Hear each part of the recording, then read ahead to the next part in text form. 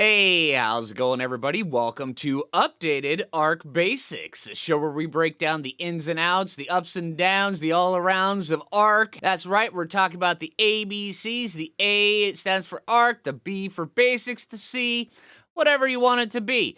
If you're interested in seeing the original one, the link is up here. Hey, how's it going, everybody? Welcome back to Arc Basics. Today we're going to be talking about the Pteranodon, one of the best early game flyers that you can get in the game that will carry you through all sorts of cool stuff. These guys are amazing, and they can do some pretty cool things. So hey, let's jump right into it. Alright, first off, let's start talking a few things about the Pteranodon. Now, the Pteranodon being one of the lowest level airborne mounts that you can get, it will open up the world of Arc to you in ways that you just really didn't understand until you get your first flyer. Because being able to fly above everything, it really does have its perks. It also has its downsides, but it also has its perks. And Pteranodons being the lowest level one, and here we actually end up getting their saddle super low level. Let's see. Pteranodon, you get it at level 38, and it is really, it's kind of easy to craft, although early on, the chitin and the keratin can be kind of a pain. But there are certain ways of actually getting it, but that is probably one of the first grinds that you're going to encounter when it comes to this survival game. And it is kind of a grind, but after a while, you'll end up getting a ton of chitin keratin. But early game, it is a little bit rough. Okay, so, yeah, these guys right here, they are fast. They are one of the fastest flying mounts in the game, and for a reason, because while they are very, very fast, they do also lack quite a bit of weight, which is one of those things that you're gonna be like, oh, hey, this is great, but I just can't carry anything. You really have to tone down what you're carrying just so where you can fly a Pteranodon effectively. But there are certain ways, you know, to help out with that. One is simply leveling the weight. Another one is just know that when you take the Pteranodon out, you're going with a mission and you only have certain things you need to do.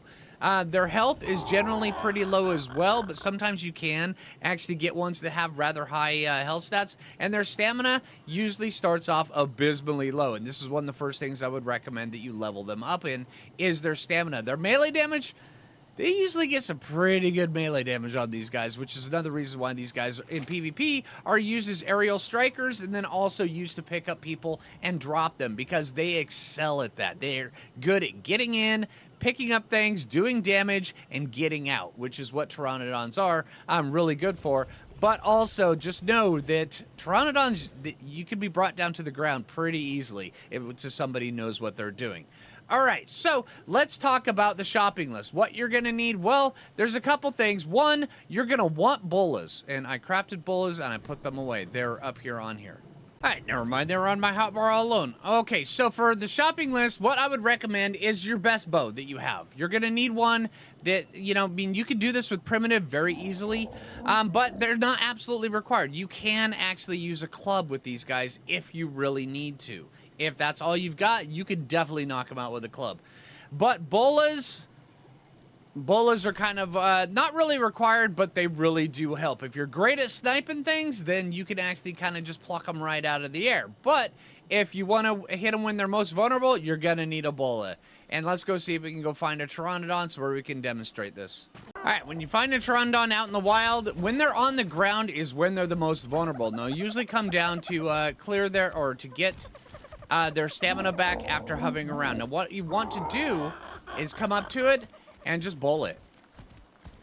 So it is locked in for 60 seconds, and then you can go and then using headshots. And the easiest way to get a headshot on one of these guys is just shoot from right the back of the head. Right there. Right there. And you'll be able to very, very easily get a headshot. And that is one of the easiest ways to knock these guys out. Now, what you're going to want, if you're able to get kibble, they're going to take blue kibble. All right?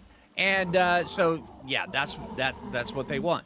But also, if you're able to get prime meat, I would encourage you to use that. Or also, even if you're able to get mutton or cooked lamb or regular lamb chops, I would recommend that you do that because all those are going to be better than prime meat. But prime meat is still going to be really, really good. Now, if you're early game and this is your first tame, I would recommend just throw some meat on it. Because that's better than nothing. It doesn't have to be the most perfect tame. At least your first one doesn't have to be the most perfect tame. That can come later on when you find better ones throughout your Ark adventures, which will absolutely happen. It always does. All right, but also there's another way. See how I was getting him with the bow in the back of the head? You can absolutely use get them bullet on the ground and absolutely just use a club to just whack them in the head, because they really don't have a lot of torpor, only 436. So you have plenty of time, especially on the lower level ones, to absolutely get one knocked out with a club. All right, I'm gonna get this one tamed up.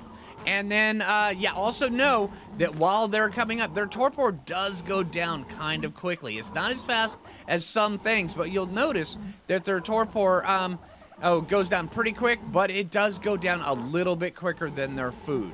So pay very, very close attention to that, because you are probably going to be needing to use some narco berries or some narcotics if you have them available. If you have narcotics available, just throw a couple on it, and then just whenever it's coming down, throw a couple, have it use a couple narcotics. But when you need to, if you need to, just use regular narco berries, because they do work. Just remember, one narcotic is worth 5 narco berries. Now I'm just going to gank a couple of these guys with my squishy pick. I'm going to use this to tame this guy up. Just like that.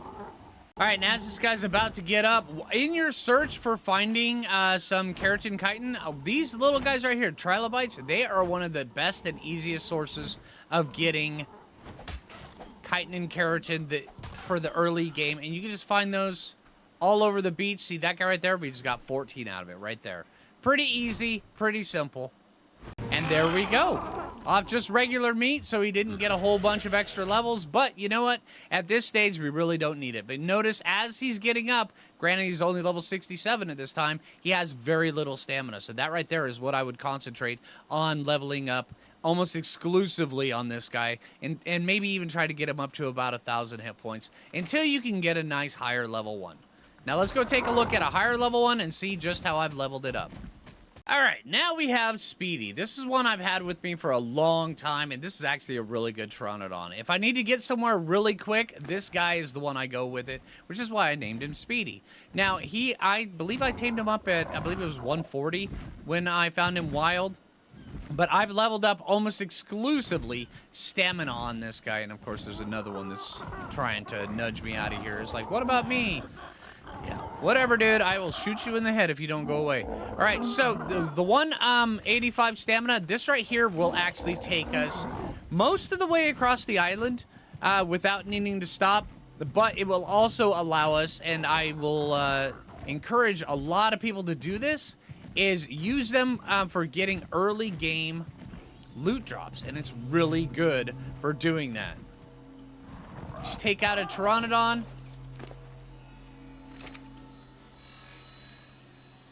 And, of course, this one fades as soon as I get to it.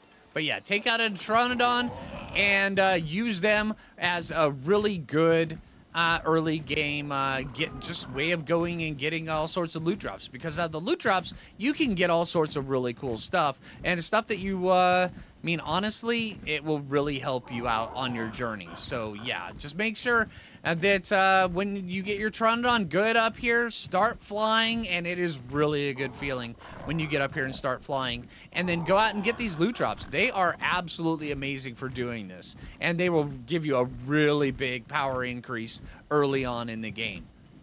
All right, now their attacks. They have a regular just left-click attack or their primary attack, which has a decent amount of damage to it. Let's go test this guy's damage, though. This guy, he actually has 314.4 or 319.4 damage. There is a... I'm not going to smack a monkey. There's a Lystra. All right, so... decent amount of damage.